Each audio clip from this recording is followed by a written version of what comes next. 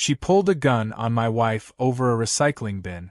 Not a threat, not a break-in, not even a real argument, just a misaligned plastic container on trash day. That was the moment our neighbor, Cheryl, the HOA president with more Botox than brain cells, decided she was the sheriff of suburbia. Unfortunately for her, the woman she pointed that pistol at wasn't just my wife. She was a federal firearms instructor for the FBI. Cheryl just didn't know it yet, and by the time she found out, she'd be face down in her begonias while the ATF tore apart her rose garden. But let's rewind, because it all started with a bad attitude, a power-hungry Karen, and my wife's weird obsession with silent revenge. We'd moved into that neighborhood 3 months earlier. The house was perfect. It had a porch swing, a 2-car garage, and a backyard big enough to host barbecues for people we didn't know but would pretend to like. My wife, Haley, loved it. Said it reminded her of childhood summers with her grandfather. I just liked that it was 10 minutes from work and had enough space for me to build the world's most over-engineered shed. We were living the suburban dream. Until the HOA stepped in like the Gestapo of gardening. The first sign of trouble came a week after we moved in. Haley was planting lavender under the kitchen window, humming some jazz tune, when Cheryl walked up in her signature bright red pantsuit and a clipboard that may as well have been surgically attached to her wrist. Without even saying hello, she said, "That's not on the approved list of flora for the front yard."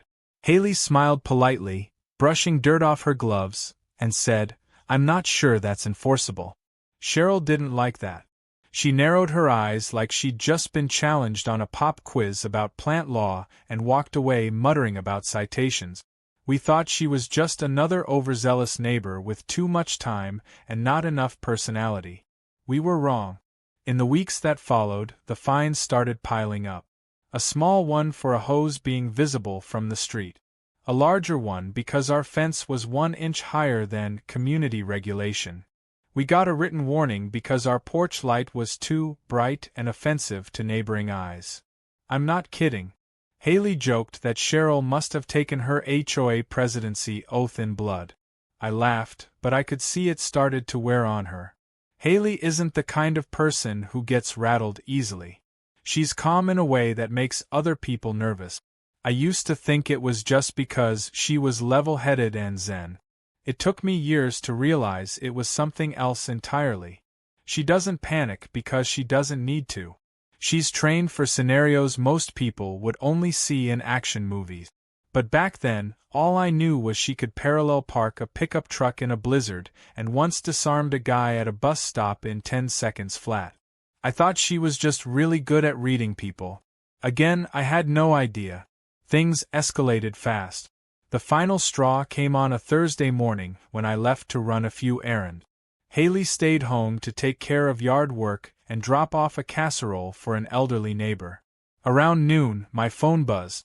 Haley texted me, "You're going to want to check the security cam footage when you get home." That was it. No context. No emojis. Just that calm, cryptic message. I didn't know whether to laugh or worry. When I pulled into the driveway an hour later, she was sipping iced tea on the porch like nothing had happened. I asked her if everything was okay, and she said, "Cheryl paid me a visit." I raised my eyebrows, and she handed me her phone. I tapped play.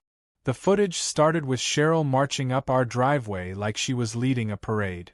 Haley was near the curb, adjusting the trash bin that had been knocked over by wind. Cheryl said something, but the audio was too low to hear. Then she pointed at the bin, stepped closer, and got in Haley's face. Still, Haley didn't move. Just stood there, calm as a statue. Then Cheryl reached into her handbag and pulled out a small silver handgun. My heart stopped. She aimed it directly at Haley's chest. Haley raised one eyebrow, glanced at the weapon, and said something I couldn't make out, but whatever it was, it made Cheryl flinch. She started yelling, her hands shaking slightly, but Haley didn't so much as blink. Eventually, Cheryl lowered the gun and backed away. Haley turned her back on her mid-rant and walked toward the porch like nothing had happened. I paused the video and turned to her. "Why didn't you call me?" I asked. She shrugged. because I wasn't in danger. She said it like she was commenting on the weather. That was the moment I realized my wife was not the average suburban gardener. That gun could have gone off. That woman was insane. And Haley had stood there like she was watching a squirrel try to open a peanut jar. I asked her what exactly she said to Cheryl. She smiled slightly. I told her the safety was on and she jammed the slide by holding it that way. Then I suggested she put it back in her purse before she embarrassed herself. I sat down, trying to process what I'd just watched. This woman had pulled a gun. On federal property, technically, since Haley's work classified her under certain protections. On our lawn. And left. Just like that. Haley sipped her tea. I said, "So, we're pressing charges, right?" She nodded. "Absolutely. I've already made the call." Turns out, Cheryl had no idea who she was dealing with. To her, Haley was just some overly confident housewife. But in reality, she'd been with the Bureau for nearly a decade, training agents on everything from tactical movement to precision marksmanship. She wasn't just certified, she wrote the damn manuals. And Cheryl had just handed her everything she needed to start a legal avalanche. Still, Haley didn't rush it. She said something that chilled me a bit. "If I do this right, Cheryl won't just be arrested. She'll lose the HOA, her reputation, her gun rights, her house. I'll dismantle her empire with paperwork." And that's when I realized, my wife didn't need to fight fire with fire. She preferred matches, gasoline, and a smile. All Cheryl had done was hand her the lighter. And soon, the entire neighborhood was going to watch it burn. The next morning started the way most of our mornings did, with coffee, quiet, and the distant hum of leaf blowers from every direction. Haley was already up, seated at the kitchen counter with her laptop open and her notes spread around her like a crime scene investigation board. She wasn't frantic or angry. She was calculating, focused. In the military, they call it controlled aggression. In our house, we call it Monday. I slid a plate of eggs beside her and said, "So what's the plan, General?" She didn't even look up as she replied, "Gather evidence, confirm firearm type, document prior threats, contact my guy at the Bureau, and let the system chew her up one slow bite at a time." I was still wrapping my head around the fact that this all came from a woman who organized HOA potlucks and once held a neighborhood seminar on the dangers of unapproved mailbox colors. Cheryl had the smugness of a reality show villain, but with access to a gun and unchecked power over our neighborhood. She had clearly watched too many crime dramas and decided she was the law. Haley, on the other hand, was the real deal.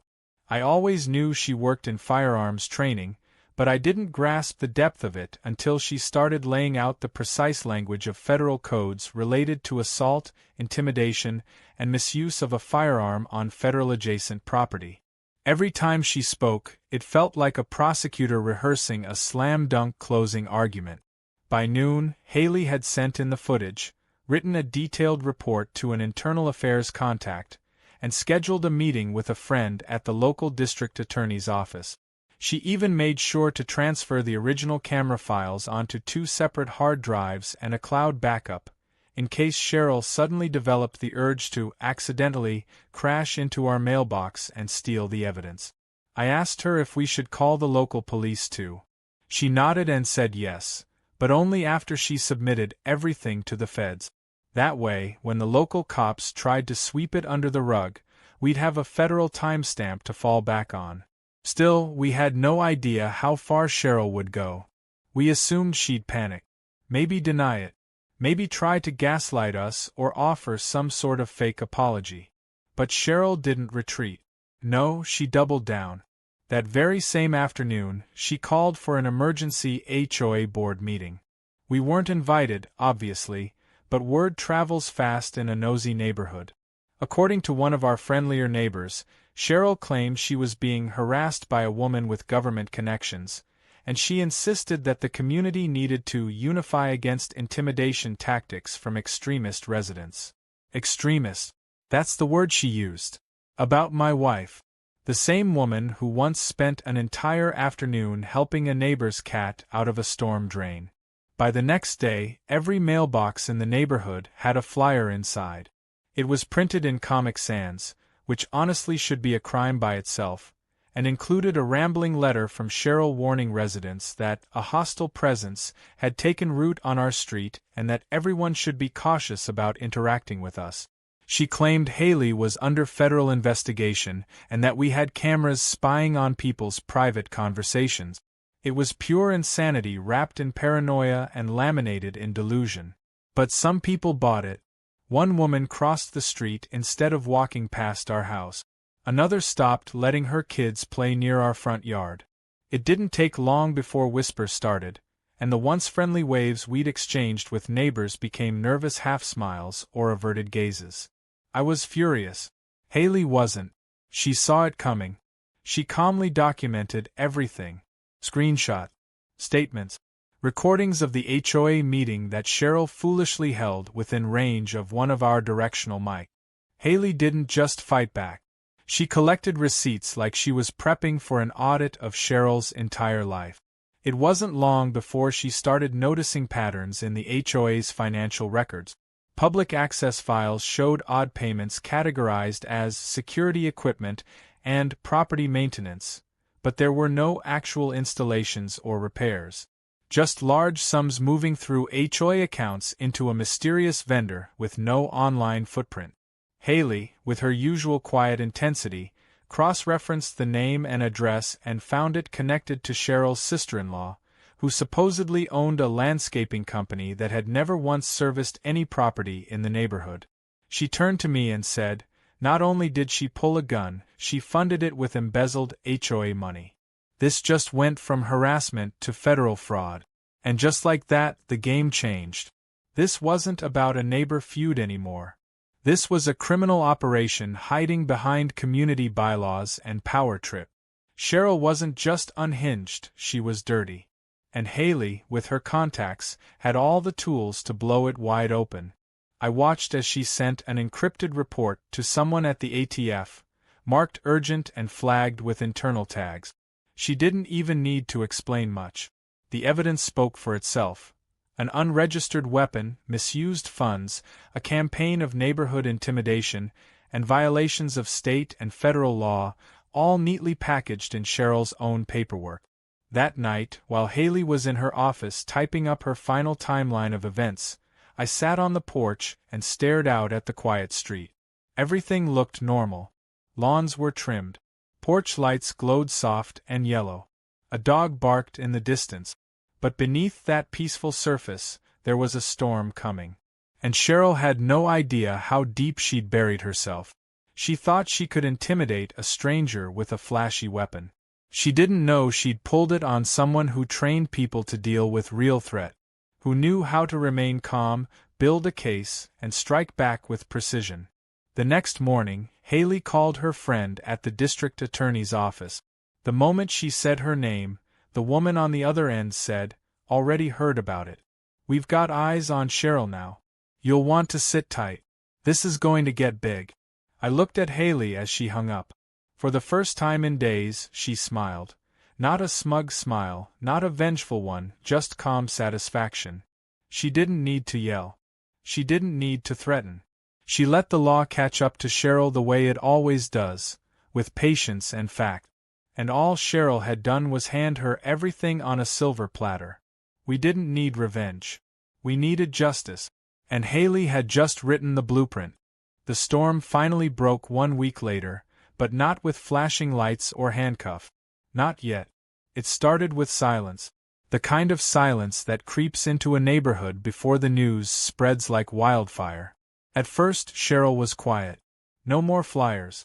No surprise pop-ins. No red pantsuit strutting across driveways with her clipboard like a mall security guard on steroid. It almost felt like peace had returned. But Haley knew better. She told me one morning over toast that when someone like Cheryl goes silent, it's not because she's given up. It's because she's planning something loud. Sure enough, 3 days into that eerie calm, we woke up to a notice taped to our front door. Not in an envelope, not placed gently in the mailbox, but duct taped to the glass like a ransom letter. It was a formal citation from the HOA, accusing us of violating community regulations for installing unauthorized surveillance equipment. According to Cheryl, the security cameras we'd installed, which had captured her pointing a gun at Haley, were an invasion of neighborhood privacy. The irony almost knocked me out. This was the same woman who stalked her neighbors like a paranoid owl and used HOA money to buy spy drones disguised as bird feeders. Haley read the notice twice, then folded it carefully and placed it into a file labeled retaliation. She said, "This is good." She just created a documented connection between the incident and her official authority. It shows intent. I blinked. Wait, so she just helped you? Haley nodded. When egomaniacs get nervous, they get sloppy. And Cheryl had just taken a big step toward a federal audit. Still, the pettiness didn't stop there. That weekend, we were officially barred from the upcoming HOA community event. Cheryl called it a neighborhood safety seminar, which we later found out involved her giving a slideshow about threat awareness. I couldn't help but laugh. Cheryl, who had once tried to report a teenager for riding a bicycle with a speaker, was now teaching others how to identify dangerous people. And in her mind, Haley was the threat. The irony was almost unbearable. But Haley didn't laugh. She sat quietly, watched the video her friend had recorded of the meeting, and noted every false claim Cheryl made while standing in front of a cheap projector. Cheryl's speech was a bizarre mix of neighborhood paranoia and personal vendetta. She claimed certain individuals were watching the community with military-grade equipment. She said there were elements trying to dismantle the HOA and sow discord among peaceful residents. Every word dripped with fearmongering. Every slide was either a stock photo or a blurry image of our house. Haley's face never appeared. She'd blurred it out in every video and never posted online without protection. But our car, our mailbox, our fence, they were all featured like they were enemy intel. Cheryl was building her own twisted case, trying to frame us as some domestic threat. It would have been comical if it weren't so deeply unhinged. That same night, Haley made another call. This one wasn't to the FBI or ATF. It was to someone in a very quiet department that doesn't usually handle suburban dispute. She didn't say much. Just that she needed background checks on Cheryl, her husband, and the HOA's financial secretary. It wasn't personal, she said. It was procedural. I watched her as she hung up. She had the same expression she wore when she ran field scenarios, composed, intense, and deadly focused. That look always meant the game was almost over. Meanwhile, I tried to play normal husband. I mowed the lawn. I cleaned the gutters. I waved at the neighbor across the street who used to chat with me but now pretended his earbuds were always in. The tension in the neighborhood had settled like fog. Everyone felt it, but no one said anything. People avoided eye contact, as if siding with the wrong person would get them fined or publicly shamed. Cheryl had created an environment of fear, and most people chose silence over resistance. But not everyone. A few days later, a man named Victor knocked on our door. He lived 4 houses down and had served on the HOA board until Cheryl forced him out under suspicious circumstances. He told us, quietly, that he'd seen the surveillance footage from the incident with the gun. Another neighbor had shown it to him. He said Cheryl was lying to everyone, but most folks were too scared to speak up. He handed Haley a USB drive. It contained old meeting recordings, budget spreadsheets, and notes that Cheryl thought she'd deleted. Victor said, "I've been waiting for someone who knew how to deal with her. Looks like that's you." Haley didn't say much. Just thanked him and handed him a burner phone. She told him to use it only if he saw anything suspicious near our house, or if Cheryl tried to threaten him. Victor blinked. "Who are you people?" he asked. I laughed. "Just homeowners who like things quiet." With Victor's information, the puzzle pieces clicked into place. There were payments made to a security contractor that didn't exist. HOA funds funneled into accounts under fake vendor names. And a trail of intimidation that led back years. Cheryl had bullied at least 6 residents into moving out, all under the guise of protecting property value. Haley compiled everything into one comprehensive digital file, flagged it with legal priority, and sent it to the local district attorney, the Bureau's white-collar crimes division, and an independent auditor. The response came within 2 days. An assistant DA called personally to confirm receipt. He said the evidence was substantial and that Cheryl's actions could potentially lead to charges of embezzlement, illegal surveillance, firearm misconduct, and abuse of power under HOA statute. He asked Haley if she wanted to be present when the investigation officially began.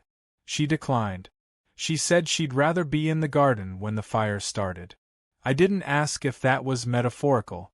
With Haley, it's sometimes both. But Cheryl wasn't done yet. Sensing the walls closing in, she launched her final, most unhinged move. She filed a cease and desist letter against Haley, accusing her of harassment, stalking, and damage to community morale. She even had the audacity to claim emotional trauma from the incident she started. The letter was delivered by a man in a wrinkled suit who claimed to be Cheryl's legal counsel, her husband. He handed it over with a smug look and said, "Maybe now you'll think twice before picking fights with real authority." Haley didn't flinch. She simply accepted the letter, handed him her card with 3 federal seals printed on it, and said, "Your client pointed a firearm at a federal instructor. Please proceed with your lawsuit. I'll see you both in court." He turned red, sputtered something unintelligible, and stormed off. That was the last time we saw him on our property. That night, Haley and I sat on the back porch, sipping tea and listening to the wind move through the trees. She told me that everything was in place now. The audit, the complaints, the investigations. It was only a matter of days. I asked her if she was nervous. She shook her head. Cheryl has no idea what's coming. She pulled a gun on the wrong woman. And now, she's about to learn the hard way what that costs. The calm that followed wasn't peace. It was the cold breath before the avalanche. The neighborhood remained silent, but tension rippled beneath every interaction. Haley slept like a rock every night. I tossed and turned, half expecting sirens or. It happened just after breakfast on a Tuesday. The sun was out, birds chirped like nothing was wrong in the world, and the neighborhood had that artificial calm that always made me feel like we were living in a Stepford brochure. Haley was watering her herbs in the backyard when I heard the low rumble of engines rolling up the street. Not 1 or 2, 5. Unmarked black SUVs, nondescript government sedans, and a gray pickup truck that looked plain enough to go unnoticed by most but screamed official to anyone who knew what to look for. Haley didn't flinch.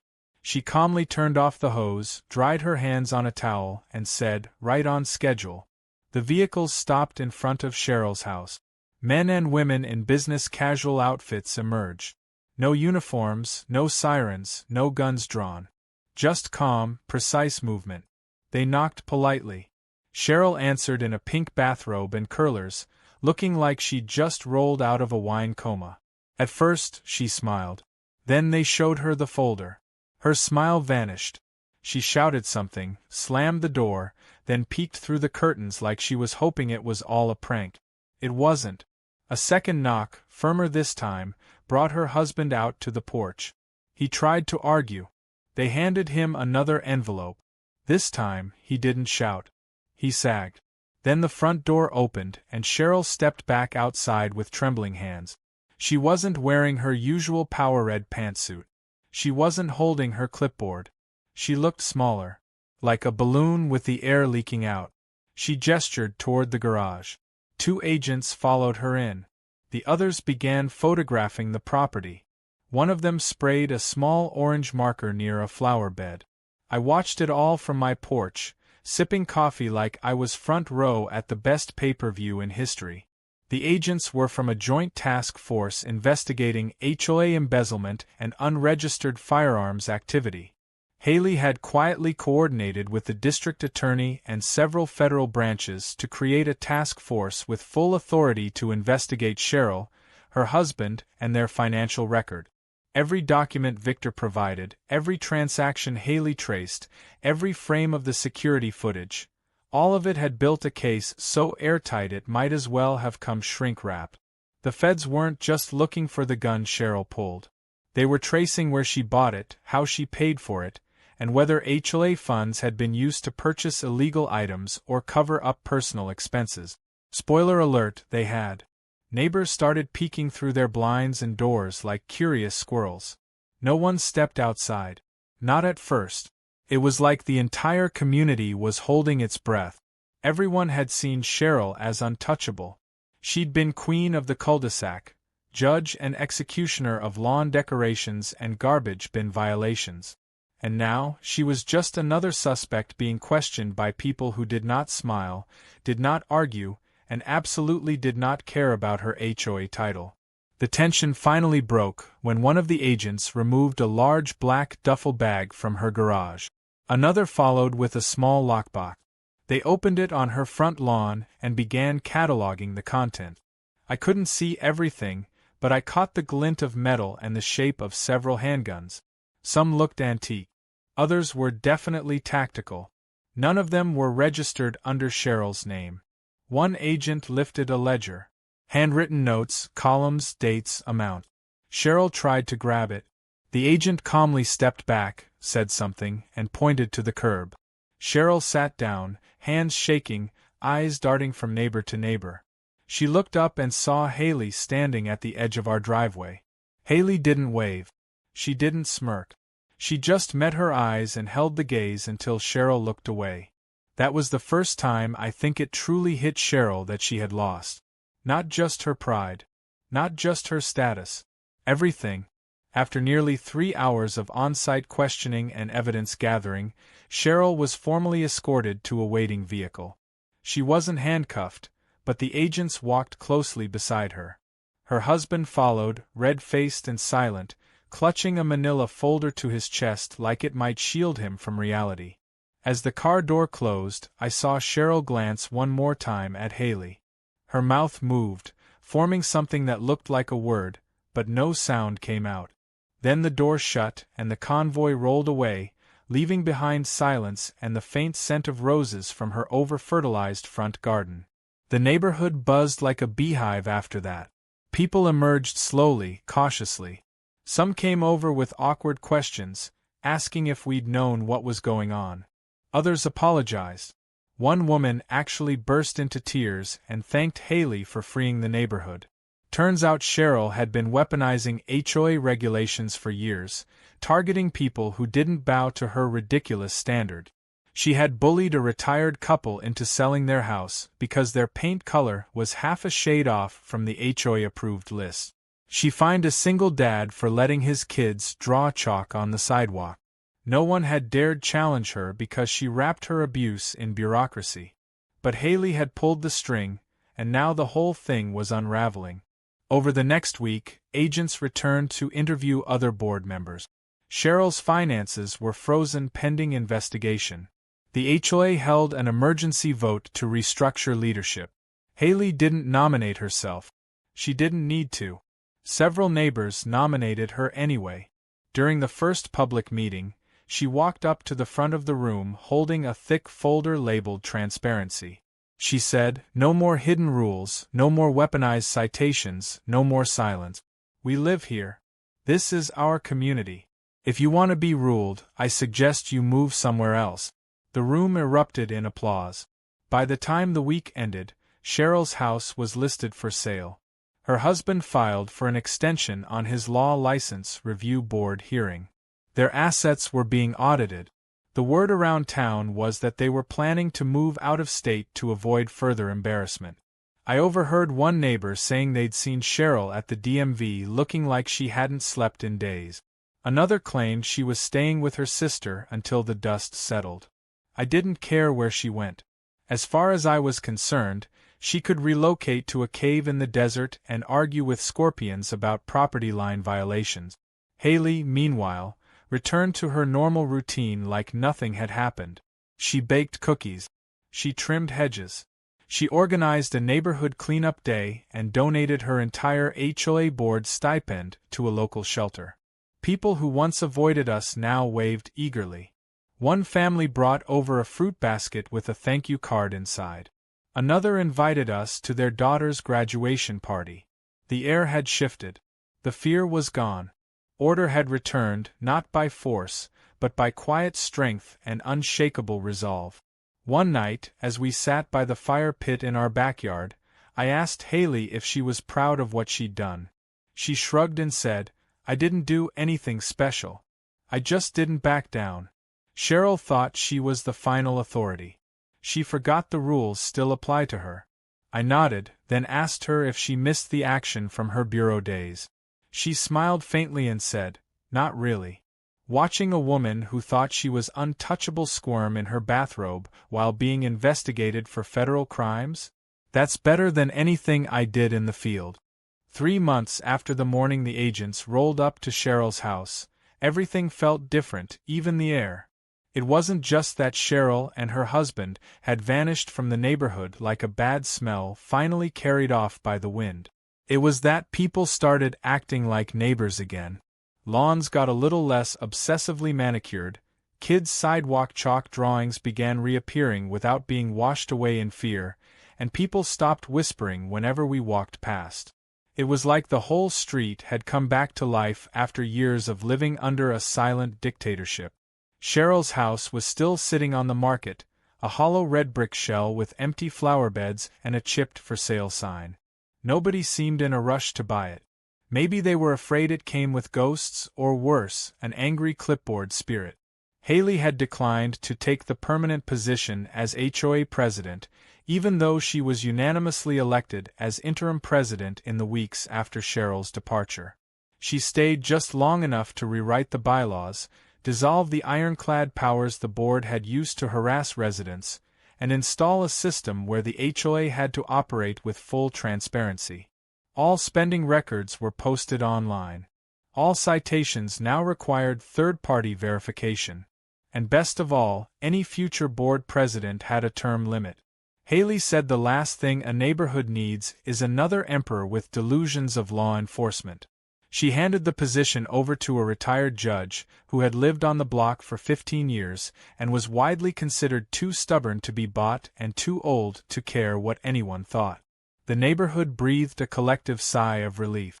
But Cheryl's problems didn't end with her forced resignation or her house being listed on the market. The federal investigation uncovered more than anyone expected.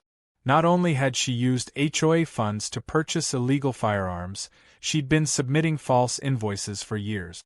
She had been billing the HOA for services from companies that didn't exist, or that were owned by relatives, funneling tens of thousands of dollars into private accounts.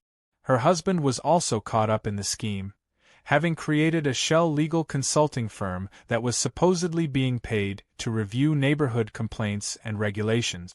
In reality, it was just a bank account under his name, fed monthly by HOA funds and protected by jargon-filled reports that no one ever read until Haley dug them up. The district attorney filed charges: embezzlement, wire fraud, possession of unregistered firearms, and criminal intimidation with a deadly weapon. Cheryl pled not guilty, of course. Her defense attorney tried to claim mental distress, said she'd been under enormous pressure due to her responsibilities as HOA president and had merely lashed out during an emotional episode. But the video didn't lie.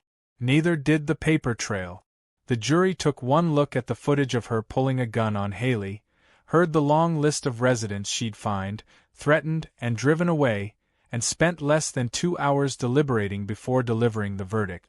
Guilty on all counts. Sentencing was delayed for a week, while her husband attempted a plea deal. It didn't go far. He avoided jail time by turning over financial documents that revealed even more misappropriated funds, but he lost his license to practice law and was ordered to pay restitution. Cheryl was sentenced to 5 years, with eligibility for parole after 3. She wouldn't be serving time in a maximum security prison, but she wouldn't be sipping wine in suburbia again anytime soon. Word spread fast. The same neighbors who used to smile at her out of fear now referred to her as inmate number something something whatever. I didn't pay attention to the number. I just liked the sound of former HOA tyrant turned convicted felon. Haley didn't gloat. Not even once. When the verdict came in, she simply read the summary online, nodded, and went back to sanding a birdhouse she was building for the back patio. I asked her if it felt satisfying. She said justice wasn't about satisfaction. It was about accountability. Then she paused and added that watching Cheryl try to fake a panic attack in court and still fail miserably was, admittedly, a little entertaining. She wasn't cold. She was just composed. Cheryl had thrown every dirty tactic she had at us. She'd tried lies, threats, weapons, lawsuits, and manipulation. And Haley had dismantled all of it with patience, logic, and absolute confidence in the system she had once helped train. That weekend, the neighborhood held a block party. It was the first one in years that didn't include a long list of HOA restrictions or mandatory attendance rules. People brought actual food instead of pre-approved snack. Kids ran through sprinklers. There was even music, which had been banned under Cheryl's noise ordinance rule. Someone set up a slip-and-slide. One of the older neighbors who hadn't smiled in months actually danced a little with his wife under the fairy lights. It was the kind of simple joy that made you forget how bad things had been. I overheard someone say it felt like they'd woken up from a long, strange dream. Haley made lemon bars and handed out lemonade like it was just another Saturday. She didn't give speeches. She didn't take credit. But people knew. One woman hugged her and said, "Thank you for giving us our neighborhood back." Haley just smiled and said, "It wasn't mine to give. I just reminded everyone it was theirs too." And that was her all over. Quiet strength, never needing the spotlight, always 2 steps ahead but never showing off. I'd seen her train agents on live ranges, coach nervous rookies through tactical simulations, and navigate federal bureaucracy like she was playing chess on 6 boards at once. But what she did to Cheryl and how she did it was on another level. It wasn't revenge. It was a reckoning. That night, sitting on the porch swing with the warm breeze brushing past us and the sounds of laughter still floating in from down the street, I turned to Haley and asked the one question that had been itching at the back of my mind.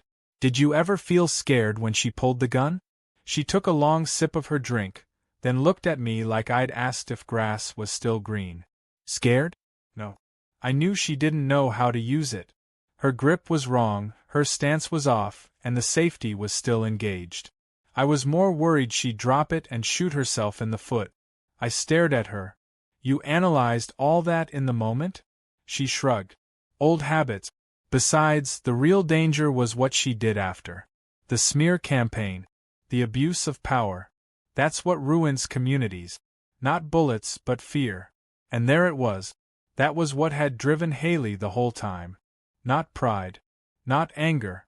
But a fundamental rejection of fear. Cheryl had tried to control people by making them afraid. Of fines, of punishment, of being isolated. And Haley had walked straight into the storm, refused to blink, and dismantled every lie with the truth and a steady hand. The weapon didn't scare her. The corruption did. And that's why she won. The porch swing creaked gently as we rocked back and forth, watching the stars peek through the summer sky. Somewhere in the distance, someone set off a firework. It wasn't planned. It wasn't sanctioned. But nobody stopped them. No one called to complain. No citations were issued. The only sound that followed was laughter.